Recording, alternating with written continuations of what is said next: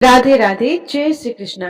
प्रिय श्रोताओं, आज आप सुनेंगे पुरुषोत्तम मास महात्म्य का 8वां अध्याय। तो आइए आज की कथा आरंभ करते हैं।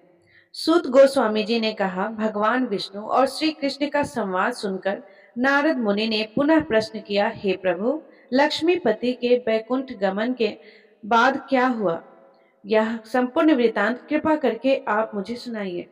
इस प्रश्न से भगवान बद्रीनाथ प्रसन्न होकर कहने लगे, लक्ष्मीपति ने पुरुषोत्तम मास को अपने बैकुंठ में ही स्नान दे दिया और तब वह स्वर्ग का निवासी और सभी मासों का अधिपति होकर आनंद भगवान विष्णु के साथ निवास करने लगा। इस प्रकार कथा का समापन करते हुए अब भगवान श्री कृष्ण धर्मराज युधिष्ठिर और द्रौपदी की ओर देखते हुए कहा, उन्होंने अर्जुन से कहा, हे पार्थ, मैं जानता हूँ कि आप लोगों ने वन में आकर अनेक कष्ट सह रहे हैं और इसी से आपको पुरुषोत्तम मास का ध्यान नहीं रहा। व्यास देव जी से शिक्षा प्राप्त करने के लिए युद्ध में विशारद और प्रयत्नशील अर्जुन उस मास में इंद्रकोल पर्वत पर तपस्या करने के लिए चला गया था। उसके वियोग से दुखी होकर आप लोगों ने भी अज्ञानता में ही इस पुरुषोत्तम मास का व्यतीत होना नहीं जाना और यह सब भाग्यवश हुआ है। अब मैं आपको आपके दुखों के एक दूसरे कारण का इतिहास सुनाता हूँ। ध्यान पूर्वक सुनिए। भगवान श्री कृष्ण ने इस कथा को कहते हुए कहा, हे पांडव, हे द्रौपदी, पूर्व जन्म में एक विद्वान ब्राह्मण की पुत्री थी। बाल्यावस्था बीत जाने पर वो युवती हुई। इसके नेत्र बड़े सुंदर हो गए, रूप निखर गया। यह चतुर, सद्गुणी और अत्यंत सुंदरी थी और अपने पिता की अत्यंत प्रिय थी। पिता ने उसे अच्छी तरह से अपने पुत्र के भांति ही पालन किया था और कभी भी उसकी उपेक्षा नहीं की थी। वह साहित्य, शास्त्र और नीति में पूर्ण रूप से निपुण हो गई थी। उसकी माता की पहले ही मृत्यु हो चुकी थी और इसी वजह से उसके पिता ने उसे पाला था। आसपास के लोगों और सखियों का सुख देखकर अब वह युवती भी अपने पति और पुत्र आदि की कामना करने लगी थी। वह विचार करती रहती कि किस प्रकार इसी प्रकार के गुणी और भाग्यशाली पति और पुत्र मुझे प्राप्त हो पाएंगे। उस जन्म के में उसके विवाह की कोई व्यवस्था उसके पिता नहीं कर पाए और इसीलिए वह हर समय यही सोचती रही कि अब क्या किया जाए, कौन से देव की उपासना की जाए, कौन से मुनि के पास जाओ, कौन सा तीर्थ करूं और मेरा भाग्य क्या सोया हुआ है। कोई भी पति मुझे अपनी पत्नी के रूप में अंगीकार क्यों नहीं करते हैं। इतने विद्वान होने पर भी मेरे पिता भाग्य दोष से ही मूर्ख बने हुए हैं, जो विवाह की वय हो जाने के बाद भी मेरे लिए उपयुक्त वर नहीं ढूंढ रहे हैं। मैं अपनी सखियों में प्रमुख बनी हुई हूँ, लेकिन फिर भी कुमारी हूँ। मेरी सखियों को स्वामी के सुख का जैसा अनुभव होता है, मुझे वैसा नहीं है। इसी से मुझे अत्यंत क्लेश हो रहा है। इसी प्रकार इच्छाओं के समुद्र से चिंतातुर वो कन्या मोह और सुख के सागर में हर समय डूबी रहती थी। दूसरी ओर वह विद्वान ब्राह्मण कन्यादान के लिए उपयुक्त पात्र की खोज करने में लग गए और लेकिन उन्हें कोई भी अपनी पुत्री के योग्य वर नहीं मिला और वह निराश हो गए। अपनी कन्या के दुर्भाग्य से उसके संकल्प का पिंजरा टूटा और दैववश उस ब्राह्मण को तीव्र और दारुण ज्वर ने ग्रस्त कर लिया। उन्होंने अपनी पुत्री का स्मरण किया, लेकिन जब तक वह भयभीत पुत्री उन तक पहुंच पाती, उनके प्राण निकल गए। इस प्रकार उस ब्राह्मण देव ने अपने जीवन काल में कन्यादान करने की प्रसन्नता का भी अनुभव नहीं कर पाए और वे अपनी पुत्री का विवाह किए बिना ही अपने शरीर को त्याग कर चले गए। हरि भक्त धर्मात्मा व्यक्ति जिस प्रकार मृत्यु शैया पर गृहस्थ धर्म में पालन किए गए परिश्रम की चिंता और संसार की सभी वासनाएं छोड़कर हरि के साथ अपने आप को तन्मय कर देते हैं, उसी प्रकार निपुण ब्राह्मण ने नीलकमल की भांति सुंदर त्रिभंग ललित ललित स्वरूप भगवान श्री हरि पुरुषोत्तम स्वरूप में अपने चित्त को लगाकर उनका स्मरण किया। उन्होंने मन ही मन भगवान से प्रार्थना की कि हे राजाओं के राजा, हे श्रीमती राधिका के संग भ्रमण करने वाले, हे प्रचंड भुजाओं से दैत्यों का हनन करने वाले, हे श्री कृष्ण, हे गोविंद, हे मुरारी, हे राधिकापति, मैं आपकी वंदना करता हूँ। हे नाथ, हे ऋषिकेश, मैं आपको प्रणाम करता हूँ। मुझे अपनी शरण में ले लीजिए। मृत्यु शैया पर पड़े हुए उस ब्राह्मण देव के ऐसे वचनों को सुनकर भगवान के लोक से उनके पार्षद आ पहुंचे और मृतक की आत्मा को लेकर भगवान के चरण कमलों में प्रस्तुत कर दिया। अब अपने पिता की मृत प्राय जानकर वो कन्या फूट फूट कर रोने लगी। पिता के शरीर को अपनी गोद में रखकर वह करुण विलाप करने लगी। हे पिताश्री, अपनी पुत्री को सुख से रखने वाले, हे कृपालु, मुझे आप किसके आश्रय छोड़कर गए हैं? मुझ पितृहीन की अब कौन रक्षा करेगा? ना मेरा कोई भाई है, ना कोई कुटुंबीजन है, और मेरी तपविनी माता भी नहीं है। हाय, मेरे भोजन वस्त्र की चिंता अब कौन करेगा? हे पुत्री को प्रेम करने वाले पिताश्री, आप बिना मेरा मेरा विवाह किए हुए मुझे छोड़कर कहाँ चले गए? हे तपोनिधि, लौट कर आइए। इस प्रकार आंसू बहाती हुई वह ब्राह्मण बालिका बारंबार रुदन करती रही, और ऐसा उसका करुण क्रुदन सुनकर उस वन में निवास करने वाले अन्य ब्राह्मण गण सोचने लगे कि ऐसे करुण स्वर में कौन रोता है। तो उन्हें पता चला कि वह ब्राह्मण की पुत्री इस प्रकार रो रही है।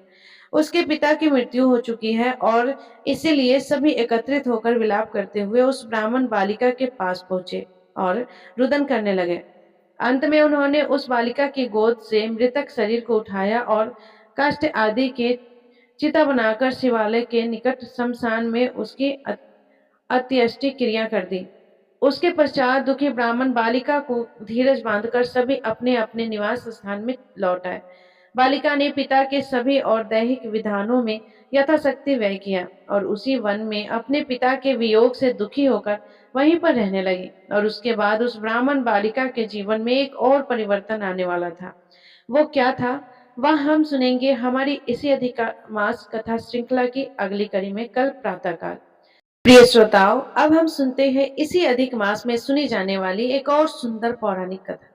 एक समय दुर्वासा मुनि कहीं जा रहे थे। उन्होंने अपने मार्ग में सामने से ऐरावत पर आते हुए देवराज इंद्र को देखा। अब ऋषिगण तो स्वभाव से ही करुणामय होते हैं, इसलिए इंद्र के प्रति प्रेम और कृपावश दुर्वासा मुनि ने अपने गले में पड़ी फूलों की माला निकालकर इंद्र को प्रदान किया।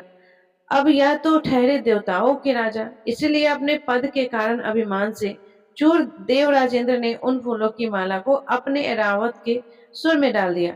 और ऐरावत भी आखिर एक पशु ही है, उसे क्या पता कि उस माला का कैसे सम्मान करना चाहिए। तो बस ऐरावत ने उस फूलों की माला को अपने पैरों तले रंधना शुरू कर दिया। जब दुर्वासा मुनि ने यह देखा तो उन्हें अत्यंत अपमान का अनुभव हुआ, और क्रोध में आकर उन्होंने इंद्र को ऐश्वर्य विहीन होने का श्राप दे दिया। देखते ही देखते सभी देवतागण कमजोर, वृद्ध और शक्तिहीन बन गए, और स्थिति का लाभ उठाया असुरों ने। अपने अस्त्र शस्त्र से सज होकर असुरों ने देवताओं पर आक्रमण कर दिया। दोनों के बीच घमासान युद्ध हुआ, और उसमें देवताओं की बुरी तरह से पराजय हो गई। अब संपूर्ण ब्रह्मांड में असुरों का वर्चस्व फैल चुका था। यज्ञ अनुष्ठान आदि सब बंद हो गए थे। चारों ओर अंधकार और संकट छा गया था, और स्थिति को सुधारने के लिए सभी देवतागण एकत्रित होकर सुमेरु पर्वत की चोटी पर ब्रह्मा जी के निवास स्थान पर गए। जब ब्रह्मा जी ने देवताओं को इस प्रकार कष्टदायक स्थिति में देखा तो उन्हें इस सृष्टि की चिंता होने लगी। उन्होंने देवताओं से कहा, क्योंकि पूर्ण पुरुषोत्तम भगवान विष्णु हम सबके आदि पिता हैं, इसलिए आओ अब हम सब मिलकर उनका आश्रय लेते हैं। वे अवश्य ही हमें इस संकट से निकलने का मार्ग प्रशस्त करेंगे। इस प्रकार देवताओं के साथ ब्रह्मा जी पहुंच गए क्षीर सागर के तट पर। और आप तो जानते हैं कि क्षीर सागर में श्वेत द्वीप और वही है भगवान विष्णु का निवास स्थान।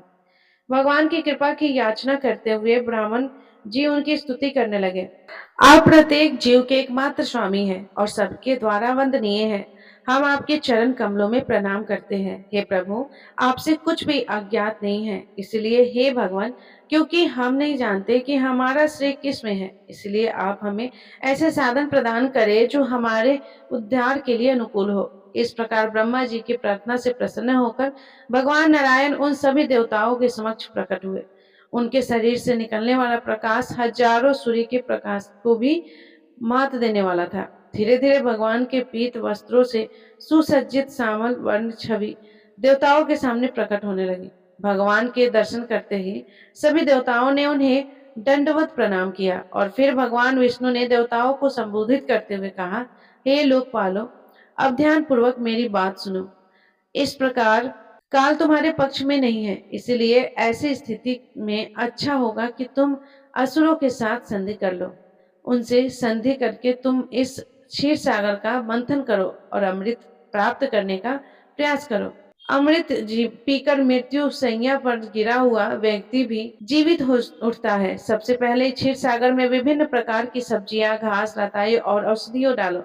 उसके बाद मेरी सहायता से तुम मंदार पर्वत को बिलौने तथा वासु के सर्प को रस्सी के रूप में प्रयुक्त करके सावधानी पूर्वक क्षीर सागर का मंथन करो। यद्यपि इस मंथन में तुम्हारे शत्रु असुर भी कठोर परिश्रम करेंगे, लेकिन मेरी कृपा से अंत में अमृत की प्राप्ति तुम्हें ही होगी। मंथन के दौरान अनेक वस्तुएं प्रकट होगी और यदि असुर उनमें से किसी भी वस्तु की इच्छा करे तो तुम उनसे वाद विवाद किए बिना उन्हें वह दे देना। उस मंथन से कालकूट विष भी उत्पन्न होगा, परंतु तुम उससे भयभीत मत होना। और जब मंथन में विभिन्न भव्य वस्तुएं निकले तो तुम लालची मत बनना।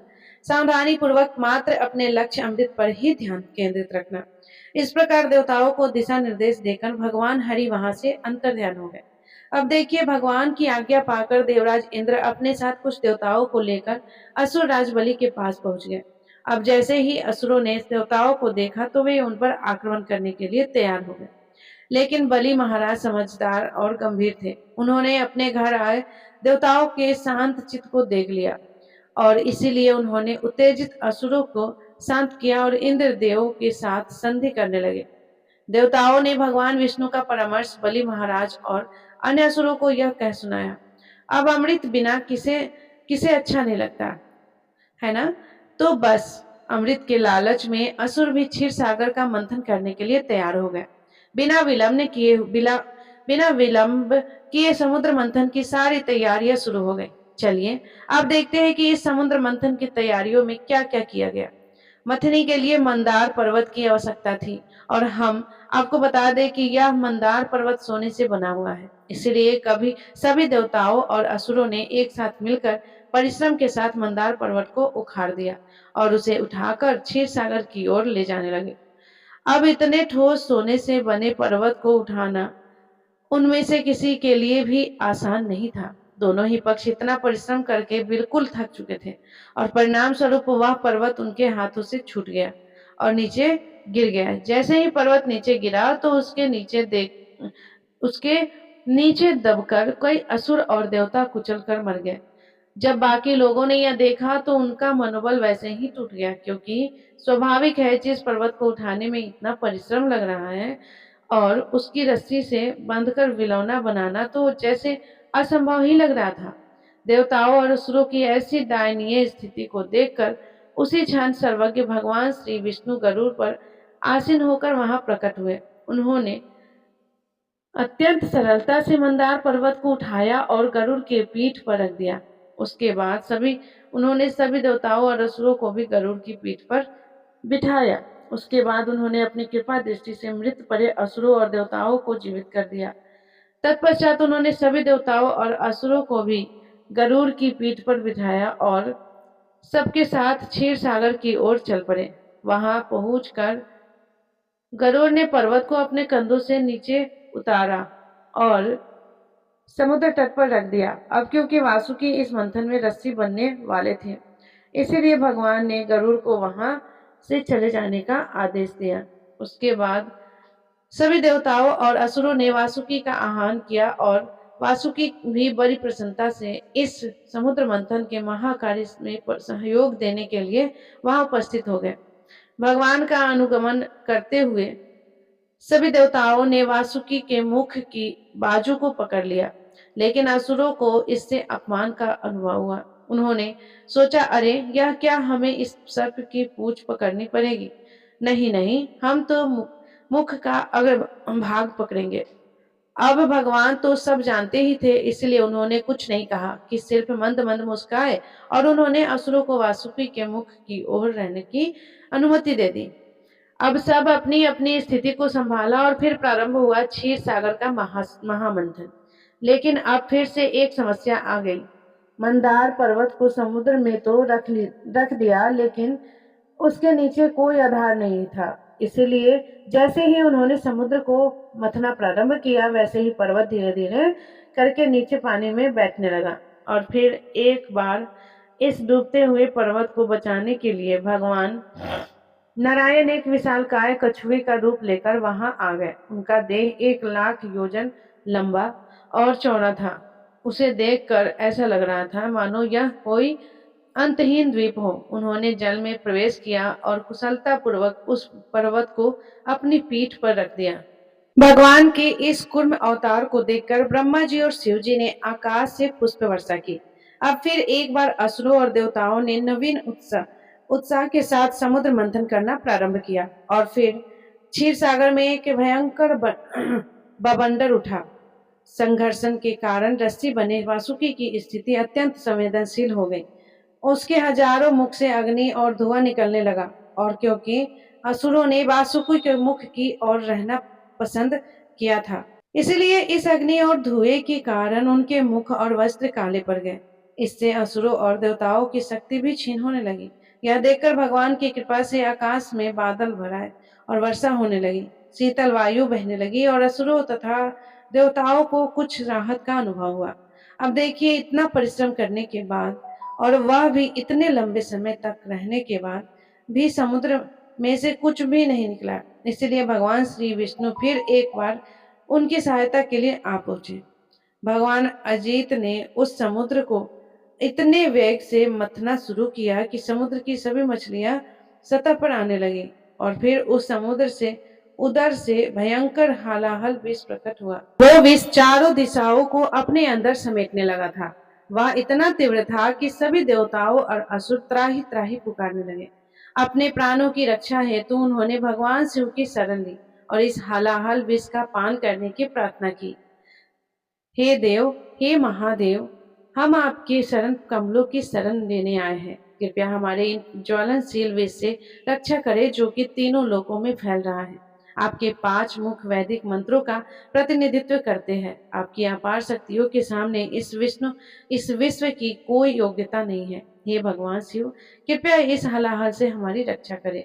प्रभु, अब देखिए, शिव जी तो समस्त संसार के जीवों के प्रति समदृष्टि युक्त और अत्यंत कृपालु है। जब उन्होंने देखा कि यह हलाहल इस सृष्टि का संहार कर रहा है तो उन्होंने जीवों के कल्याण हेतु उसे पीने का निर्णय लिया। लेकिन उससे पहले गए माता पार्वती के पास और उनके पास जाकर उन्होंने अपनी पत्नी से अनुमति मांगी। शिव जी ने कहा, हे भवानी, जरा देखो, क्षीर सागर के मंथन से उत्पन्न इस विष ने संपूर्ण जगत को संकट में डाल दिया है। इन सब प्राणियों का संरक्षण करना मेरा कर्तव्य है, इसलिए मुझे इस विष का पान करने की अनुमति दो। माता पार्वती भी अपने स्वामी की शक्ति के विषय में जानते थी, इसीलिए उन्होंने भगवान शिव की अनुमति दे दी और फिर भगवान शिव ने इस हलाहल को अपनी अंजुलि में भरकर और उसका पान किया। ऐसा लग रहा था मानो इस कार्य से विष को अपमान का अनुभव हुआ है और इसीलिए अपनी शक्ति का प्रदर्शन करते हुए उन्होंने भगवान शिव के कंठ को नीला कर दिया। लेकिन वो नीला चिन्ह भगवान शिव का आभूषण बन गया और वे नीलकंठ के नाम से प्रसिद्ध हुए। अब विष तो चला गया, लेकिन अभी तो समुद्र मंथन सिर्फ प्रारंभ हुआ था। उसमें और भी ऐसी ऐसी दिव्य वस्तुएं और व्यक्ति थे जिसके बारे में शायद ही आपने कभी सुना होगा, और उनके विषय में हम जानेंगे अधिक मास कथा के अगले अध्याय में। और इस भाग को याद से देखने के लिए आपके अपने चैनल अनुपमा भक्तिमय को सब्सक्राइब करना मत भूलिएगा। हाँ, और नोटिफिकेशन भी ऑन कर लीजिएगा। धन्यवाद। राधे राधे।